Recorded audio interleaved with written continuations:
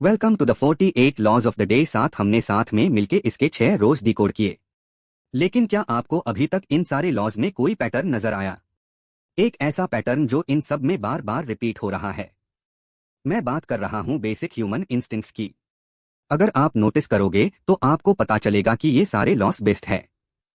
Basic human instincts पे अंगूर, फेर, सीक्रेटिवनेस, जीलेसी और भी बहुत कुछ। और अगला लॉ इसी चीज को एक और स्टेप ऊपर लेके जा रहा है और बहुत से लोग इस लॉ का ट्रू एसेंस कभी समझ ही नहीं पाए। बट ये चीज हजारों सालों से चलती आ रही है कि अगर आपको सरवाइव करना है तो आपको इस पूरी दुनिया का गेम समझ के स्मार्ट बनना पड़ेगा और उसे अपने हिसाब से खेलना पड़ेगा। आपको पड़ेगा कि कौन से टाइम पे कौन सा मूव खेलना है और कौन सा नहीं। तो आज हम लोग बात करने वाले हैं लॉ नंबर 7 की, get orders to do the work for you but always take the credit. इस लॉ को लिटरली हर कोई यूज करता है, पॉलिटिशियन से लेकर बिजनेस लीडर्स तक और एक नॉर्मल वर्कर से लेकर एक कॉर्पोरेट एम्प्लॉई तक। तो आगे बढ़ने से पहले अगर आपको लाइक करना है तो लाइक करो या फिर एक कमेंट छोड़ दो, लेकिन गलती से भी इस वीडियो को शेयर मत करना। तो लाइफ में किसी भी चीज का क्रेडिट लेना इतना इंपॉर्टेंट क्यों है? इस चीज को एक एग्जाम्पल के साथ समझते हैं। फेसबुक का फाउंडर कौन है? जब मैंने आपको ये सवाल पूछा तो आपके दिमाग में एक ही नाम आया रहेगा, विच इज मार्क जुकरबर्ग। और मेटा वेबसाइट पे भी अगर आप जाके चेक करोगे तो आपको पता चलेगा कि उन्होंने भी वहां पे वही मेंशन किया है। बट अगर आप ऐसा सोच रहे हो कि फेसबुक को सिर्फ मार्क जुकरबर्ग ने फाउंड किया है तो आप गलत हो। फेसबुक के कुल मिला के 4 फाउंडर्स थे, जिनमें से बाकी 3 लोगों के नाम तो आपने कभी सुने भी नहीं रहेंगे। ये सारे के सारे कॉलेज रूममेट्स हैं और स्टूडेंट्स थे जिन्होंने साथ मिलकर फेसबुक बनाया था। बट इस चीज का क्रेडिट ज्यादातर टाइम सिर्फ मार्क जुकरबर्ग को मिलता है।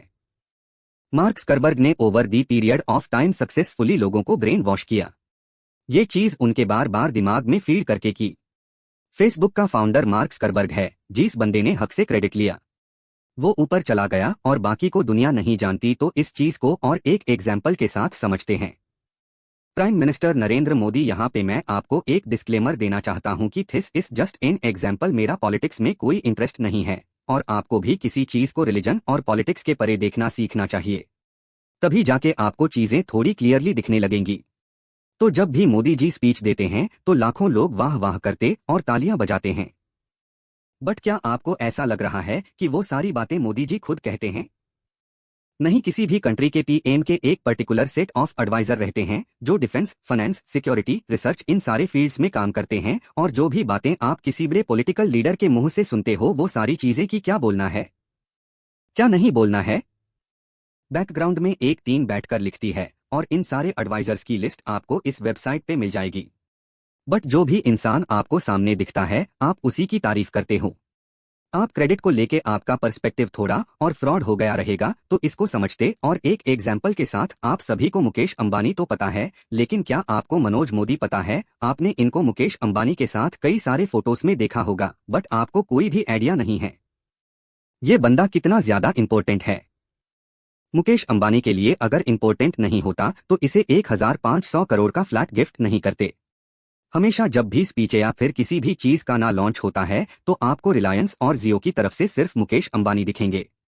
लेकिन मनोज मोदी एक ऐसे इंसान हैं जो इन सारी डील्स को क्रैक करते हैं ही।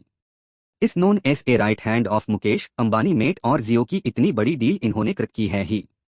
Is known as a top negotiator at Reliance. और ये चीज आपको आज नहीं तो कल समझनी पड़ेगी कि दुनिया में सारी चीजें आप अकेले नहीं कर सकते।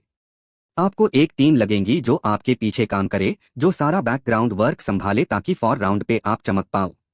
दुनिया की इतनी सारी कॉरपोरेट कंपनीज भी क्या कर रही है? अमेजन में 15 लाख एम्प्लॉइज है, लेकिन बात जब भी आती है तारीफ या फिर क्रेडिट लेने की तो सारा क्रेडिट मिलता है जेफ बेजोस को।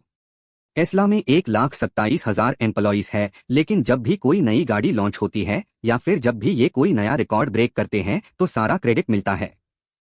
दुनिया के सारे लीडर्स और पॉलिटिशियंस इस लॉ को अच्छे से यूज करना जानते हैं और ये आज आपको भी सीखना चाहिए। और इसके लिए सबसे पहले अपने दिमाग से ये चीज हटा दो कि क्रेडिट लेना बुरी बात है। बचपन से आपको जो एथिक्स सिखाए जाते हैं, जो वैल्यू सिखाई जाती है, उस वजह से आपको लगता है कि क्रेडिट लेना इंपॉर्टेंट नहीं है। क्या ही होगा अगर कोई और मेरी चीजों का क्रेडिट ले जाए? मुझे तो पता है ना कि मैंने वो चीज की है, लेकिन नहीं। सारी चीजें एक पॉइंट तक ठीक है, लेकिन जब भी आपको किसी भी चीज की लाइन क्रॉस हो रही है तो आपको आवाज उठानी पड़ेगी।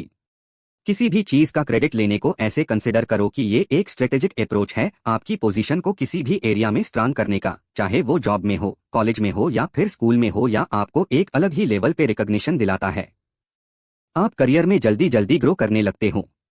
प्रमोशन, लीडरशिप रोल्स आपको ऑफर किए जाते हैं और आप एक ऐसे इंसान बने नहीं रहते जो बस एक कोने में बैठा रहता है और जिसे कोई भी नहीं जानता। एंड लास्टली, और एक इम्पोर्टेंट बात है कि जब भी आपको क्रेडिट मिलता है तो आपको एक अलग ही लेवल पे मोटिवेशन आता है। आप उस चीज को और ज्यादा डेडिकेटेडली प्रोसीड करते हो। आप क्रेडिट लेने की इंपॉर्टेंस शॉप को समझ गई है, तो बात करते हैं कि आपको क्रेडिट लेना कैसे है, और वो भी सही तरीके से। पहली चीज होती है, जिस भी ग्रुप के साथ आप अगर काम कर रहे हो या फिर इंटरेक्ट कर रहे हो तो वहां पे प्रोएक्टिव रहना है और सभी लोगों से कम्युनिकेट करना है। इससे आपको लोग नोटिस करना शुरू करेंगे। पॉइंट नंबर 2, सारी चीजों को आपको एक रिकॉर्ड रखना है। ये इस वजह से इंपॉर्टेंट है कि आगे जाकर अगर आपका कोई कोलीग आपका क्रेडिट खाना चाहता है तो उसको वो खाने ना मिले। अगर आपके पास सारी चीजों का रिकॉर्ड है कि मैंने क्या क्या चीजें की है और कब की है, तो सामने वाला आपको कभी नहीं करेगा। पॉइंट नंबर 3, टाइपिंग इसमें सबसे ज्यादा